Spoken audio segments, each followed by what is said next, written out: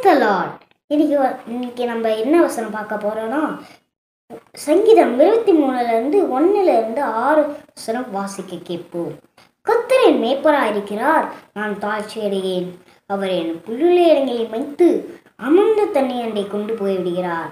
அவர் என் ஆத்துமாவை சேர்ச்சி தம்முடைய நீதியின் பாதையை நடத்துகிறார். நான் மரண இருளின் பள்ளத்தாக்கில் நடந்தாலும் பொல்லாப்புக்கு பயப்படேன். தேவனீர் என்னோடு கூட இருக்கிறீர். உமது கோலும் தடியும் என்னை தேற்றும்.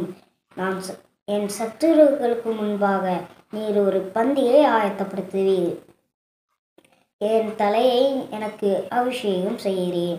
என் பாத்திரம் நிரம்பி வழிகிறது. என் ஜீவனுள்ள நாளெல்லாம் நன்மையும் கிருபையும் என்னை தொடரும். நான் கர்த்தருடைய வீட்டிலே நீடித்த நாட்களாய் நிலைத்திருப்பேன். நன்றி. ஆமென்.